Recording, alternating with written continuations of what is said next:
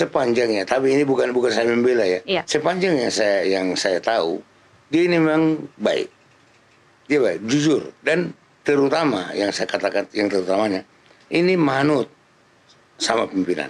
Baik Itu. dan jujur itu indikatornya dari mana, Pak? Ya artinya karena seperti tadi kan pernah juga misalnya jangan macam-macam. Enggak macam-macam. Oke. Jadi ketika ada kasus ini, reaksi Bapak kaget. Atau Saya kaget. Saya kaget sama bahwa dia, loh kok gini? Apa iya? Gitu. Kaget. Saya kaget.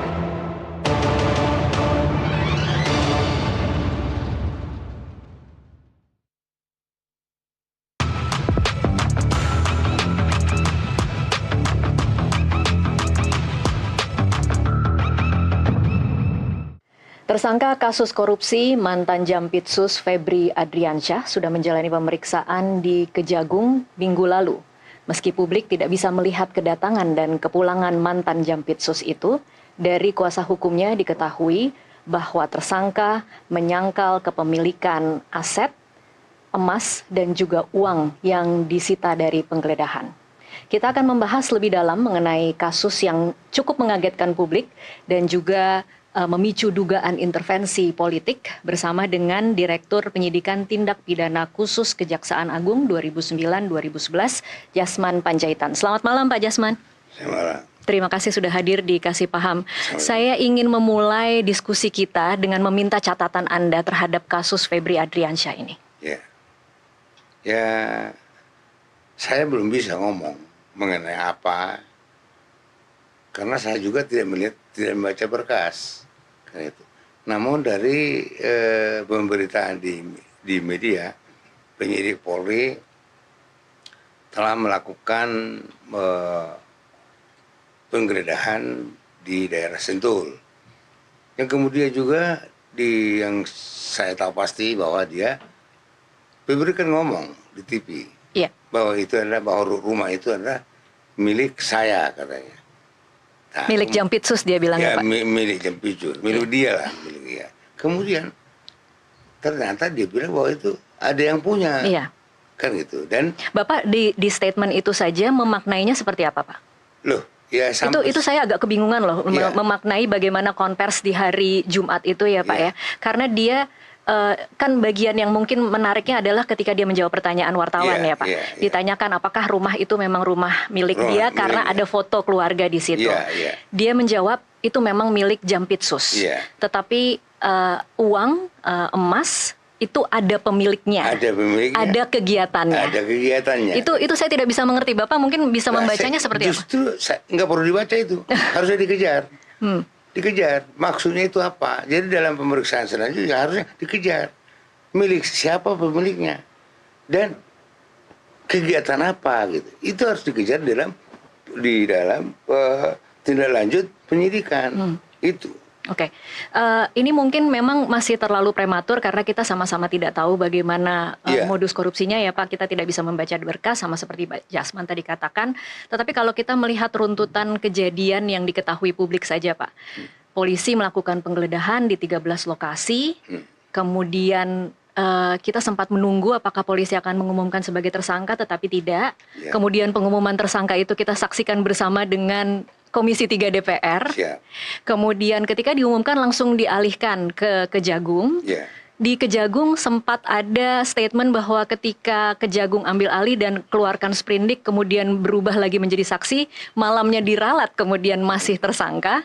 Bapak melihatnya rangkaian seperti ini nih sebenarnya apa dibacanya? Memang benar ada kasuskah? Atau memang benar dugaan atau statement dari kuasa hukum Hotman Paris yang mengatakan bahwa ini kriminalisasi Jampitsus? Ya, saya tidak bisa berkata seperti itu. Namun yang jelas bahwa istilah narasi yang mengatakan bahwa polisi dalam hal ini Polri menyatakan melimpahkan gitu. Nah, itu saya garis bawahi. Itu tidak ada istilah itu di dalam hukum acara. Bapak berarti sepakat dengan Prof Mahfud ya? Ya, saya sepakat dengan Prof Mahfud bahwa itu tidak ada istilah pelimpahan. Yang ada adalah kalau sudah selesai penyidikan, oleh penyidik, maka itu berkasnya dikirimkan ke penuntut umum untuk kemudian diteliti. Nah, kemudian diteliti, ternyata dalam penelitiannya misalnya kurang lengkap, maka dinyatakan P19. Ya. P19 disertai dengan petunjuk apa yang harus dilengkapi. Itu. Nah, kalau itu lengkap, keluarlah P21. Ini belum P21 tapi sudah dialihkan ke Jagung. Nah, apa kira-kira implikasinya Pak? Apa kira-kira resiko di masa depannya ketika ini terjadi? Lah, ya itu sampai saat ini saya masih berkata, masih menyatakan, ya kita lihat aja apa yang terjadi nanti. Kita lihat aja. Oke. Ini kan kalau statementnya Pak Mahfud kemudian menindaklanjutinya bahwa ini bukan hanya merusak mekanisme hukum acara pidana, tetapi juga merusak sistem hukum dan cara berhukum kita dalam hidup bernegara. Menurut Anda setuju tidak bahwa kemudian Prof. Mahfud kan punya 3 teori itu, skenario yang akan terjadi setelah ini. Mungkin akan diambangkan, mungkin akan ditindaklanjuti tetapi kemudian dilokalisir, atau mungkin kemudian ada juga skenario di deponering, dihentikan kasusnya. Anda optimis atau pesimis ini akan kemudian lanjut Pak di Kejagung? Yang pasti apapun nanti semua punya risiko, terutama buat Kejaksaan Agung. Punya risiko. Misalnya ini di deponering, apalagi deponering, rusak nama kejaksaan di mata publik. Kemudian juga tidak atau katakanlah dibawa ke pengadilan, di Febri dijatuhi hukuman. Loh, ini kok sadis banget. Kejaksaan kok makan anak sendiri, kan gitu. Apalagi kalau kita lihat bahwa Kejaksaan Agung ini kan ada itu yang menyerahkan uang, bergepok-gepok uang dia kepada yang selalu dipertontonkan yang itu selalu dipertontonkan gitu. Itu loh. Ini serba salah. Jadi makanya kita lihat aja. Kalau saya melihat, saya nggak bisa ngomong lagi sekarang ini. Saya melihat, itu kita tunggu aja nih apa yang terjadi nanti. Oke, Pak Jasman, tadi sebelum kita mulai, Pak Jasman sempat bilang bahwa Febri Adriansyah ini adalah anak buah Bapak waktu menjabat Direktur Penyidikan, dan Febri waktu itu menjabat Kasubdit Penyidikan. Mungkin bisa cerita sedikit apa kesan Bapak tentang Febri Adriansyah ini? Sepanjangnya, tapi ini bukan saya membela ya. Sepanjangnya yang saya tahu, dia ini memang baik. Dia baik, jujur, dan terutama yang saya katakan, yang terutamanya, ini manut sama pimpinan. Baik itu. Dan jujur itu indikatornya dari mana Pak? Ya artinya karena seperti tadi kan pernah juga misalnya jangan macam-macam. Enggak macam-macam. Oke. Jadi ketika ada kasus ini, reaksi Bapak kaget. Atau? Saya kaget. Saya kaget sama bahwa dia, loh kok gini? Apa iya? Gitu. Kaget. Saya kaget bahwa namanya sekarang disusup begitu. Kaget saya.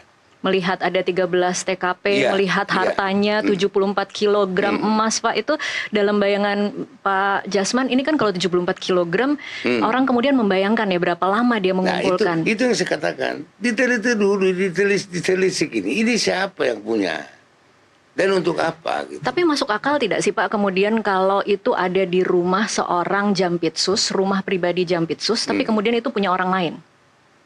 Ya, iya dan tidak.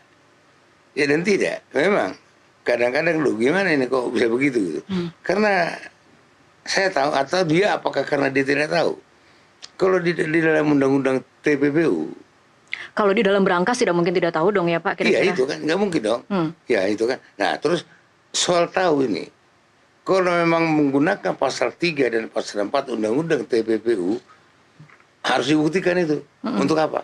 Tapi untuk pasal 5 tidak perlu. Bahwa Febri salah.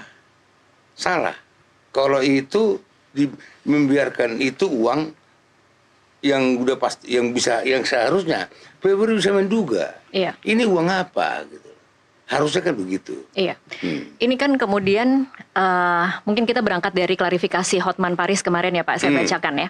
Jadi ada 5 poin lah kira-kira yang dikatakan oleh kuasa hukum Febri. Yang pertama adalah tidak menerima uang 50 M dari TAN.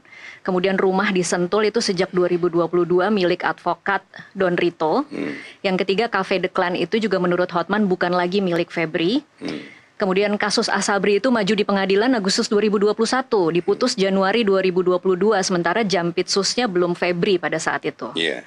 Kemudian yang kelima soal blackout, menurut Hotman, perusahaan dalam perkara itu bukan pemasok batubara untuk Sumatera Utara. Itu kira-kira 5 poin yang kita tangkap setelah katanya menjalani pemeriksaan 10-11 jam di Kejagung karena kita tidak lihat Pak Febri masuk dan keluar ya, dan ada 18 pertanyaan, dan kemudian ini yang dia katakan kepada media. Nah, dari sini Pak mencoba membuktikan bahwa aparat penegak hukum itu melakukan penyalahgunaan wewenang. Ini kan tentunya agak lebih sulit daripada kemudian mencoba membuktikan warga negara biasa ya Pak ya.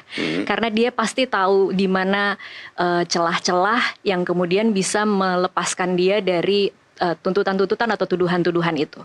Menurut Anda kira-kira tantangan dari penyidik untuk kemudian menyidik kasus ini itu seperti apa?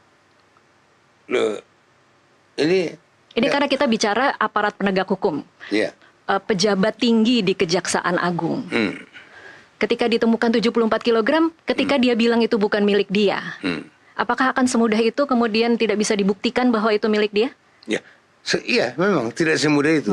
Tapi itulah tantangan buat penyidik. Cari dong, cari alat buktinya. Itulah tantangan buat penyidik. Dia memang tidak boleh percaya saja, tidak. Tapi cari apa bukti-buktinya. Ini milik si Anu gitu, apa hubungannya dengan si Anu itu? Itu yang harus dikejar nanti oleh ya situ juga terutama kan siapa itu kan ngomong. Juga pengacaranya itu kan, pengacaranya si Don Prito. Ya itu kejar. Anda kan ngomong, bos statement Anda di media mengatakan bahwa itu ada mana? Nah, dikaitkanlah itu dengan pengakuan Febri. Gitu kan. Nah, ada lagi nggak pengakuan yang lain? Kalau ada yang lain, kaitkan lagi gitu. Begitu cara kita akan melakukan penyidikan supaya kita bisa tahu yang mana yang benar gitu. Oke. Karena semua pada bisa saja merekayasa semua gitu. Gitu, Mbak.